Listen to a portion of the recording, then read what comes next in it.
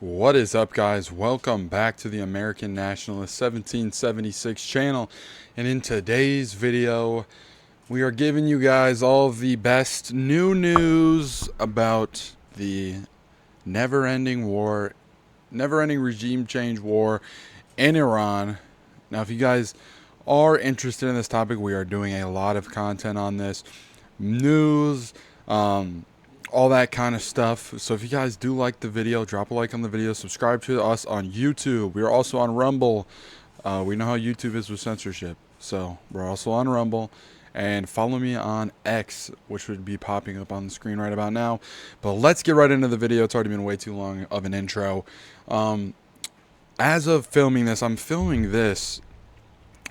recording this voiceover at 10:41 on March 13th, 2026, and that is exactly 2 weeks since the beginning of this current war.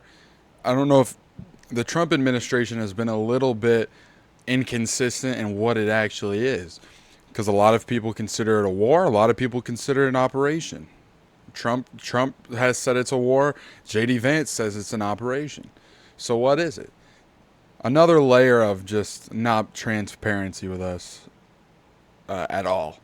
But 2 weeks, the operation, I put in quotations on the script, was only supposed to last for 4 days initially. That was the word on the street from the Department of War, from Pete Hegseth, from Trump. We were going to go in, we're going to kill the Ayatollah, we're going to go out. Just like Venezuela, guys, remember?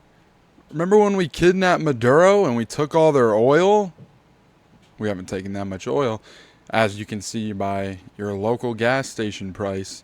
But this was supposed to be a twin of Venezuela. Now Trump has teased going to Greenland, Cuba, doing this exact same thing. The war is only supposed to not... the war operation, whatever we want to call it, I'm going to call it a war, was only supposed to go on for 4 days initially. However, it was then said the war could go on for 2 weeks. They moved the goalposts again to a month, then a couple of months. Then the number that was most recently told, we could be there for up to 9 months. Can you imagine that? High gas prices, men and women dying for Israel, Americans dying for Israel for 9 fucking months.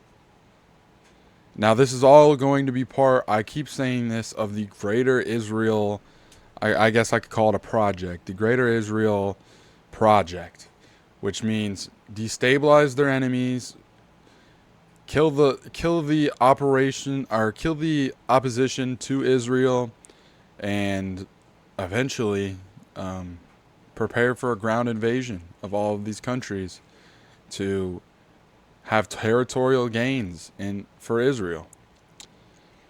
The initial goal of this was a regime change, as I was just saying, a regime change to implement a pro-Israeli government in Iran.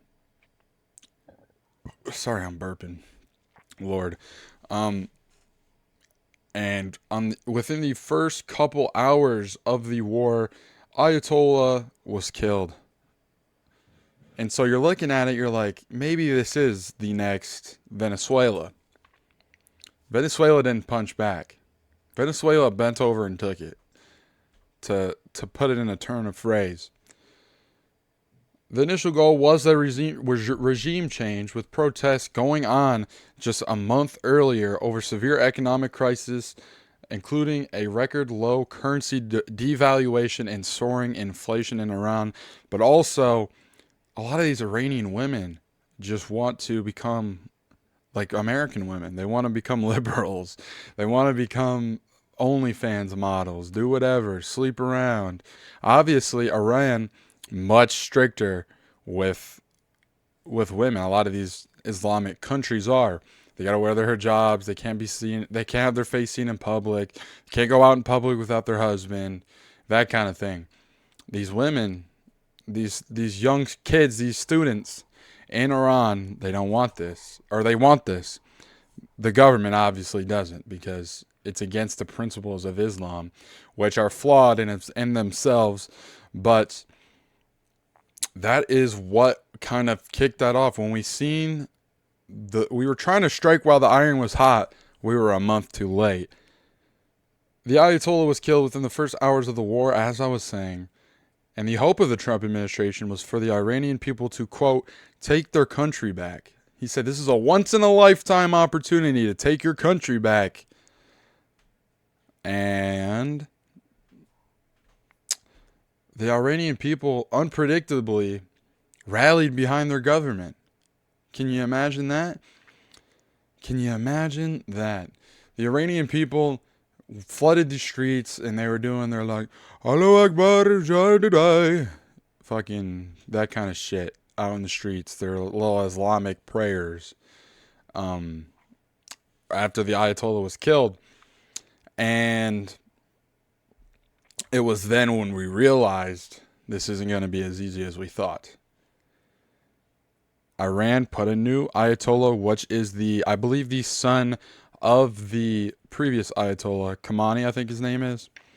And allegedly, today, as I'm recording this, obviously March 13th, there was another strike on the Iranian stock. I guess it's like a stockpile. It's a lot of important stuff they have on Kish Island, which I guess is where the new Ayatollah was staying.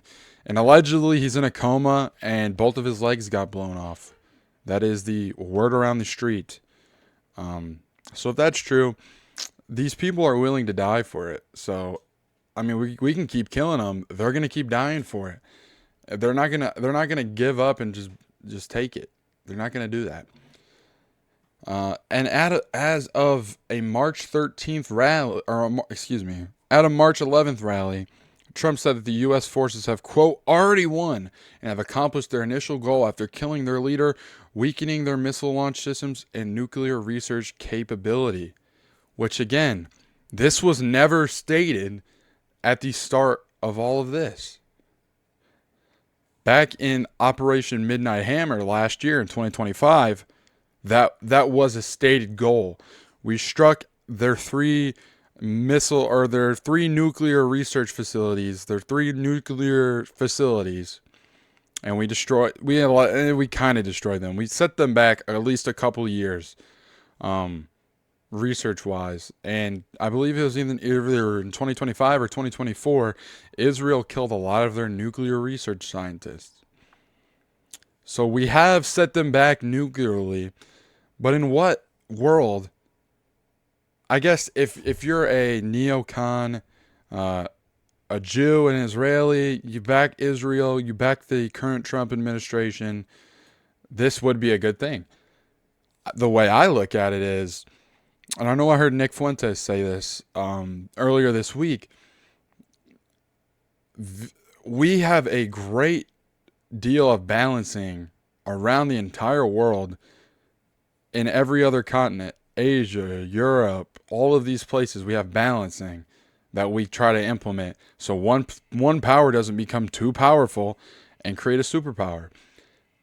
If Iran is able to develop a nuke, realistically, if they use it, that's kind of shitty.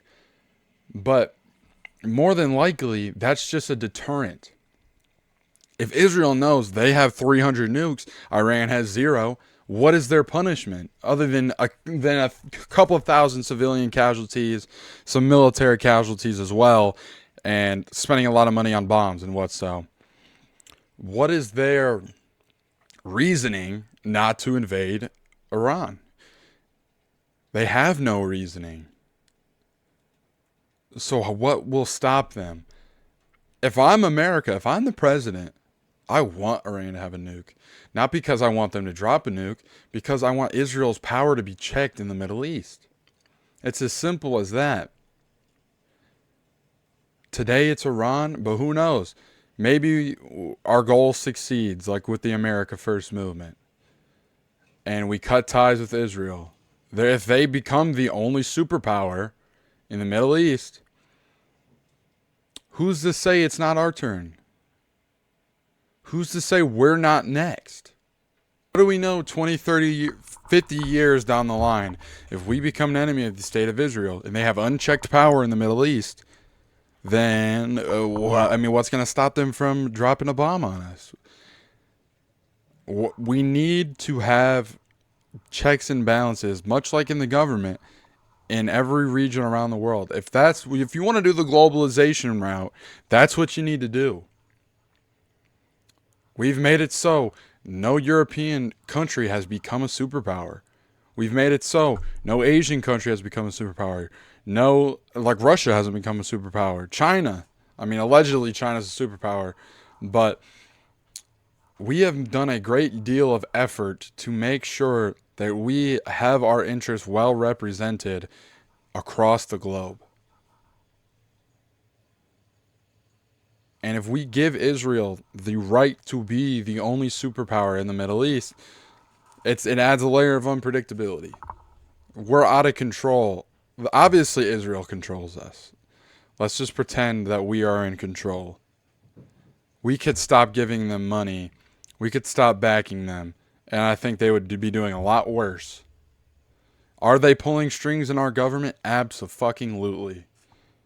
Did they bring us into this war? Abso-fucking-lutely. But we do have, if we just stood up and said no, they would be fucked. In a lot of ways. So if we don't stand up and say, you're getting too powerful for our liking, we're not going to keep supporting you if you're going to be rivaling our power. That's what needs to be said. That's what needs to happen in 2028, in 2032, in 2036, 2040, whenever it will be. But if this goes through, if we continue to weaken Israel's allies in the Middle East, or enemies in the Middle East, they will have an empire. They will control the Strait of Hormuz, as Iran is now. They could do the exact same thing Iran's doing, cause a global recession. 20% of the world's oil goes through the Strait of Hormuz. And what are we going to do about it? If we don't put our foot down, say, Israel, we're done with this, dude. We're done with the bullshit. Cut the shit. We're done. We're not giving you money. We're not giving you bombs. We're not sending our troops to die for you. You hate us. These people hate us, guys. These people want America to be destroyed. In a way, Iran is fighting for us. If you look at the big picture, zoom out, take the 10,000-foot view, the bird's eye view, Iran is doing us a service by fighting Israel. Israel is not our greatest ally. They're our greatest enemy. They are the parasite leeching off of Mother Liberty. And if we don't wake up and realize that, this is exactly what's going to happen. Mark my words. That's just going to be the fact of it. If we don't wake up, put our foot down, we're going to be absolutely fucked. But that is what I got for you guys today. If you guys did enjoy the video, drop a freaking like on the video. Subscribe to the channel. We are doing all of the news with this war on Rumble, we're on X, we're on YouTube. Show love on all those platforms, and I will see you guys very soonly in the next episode.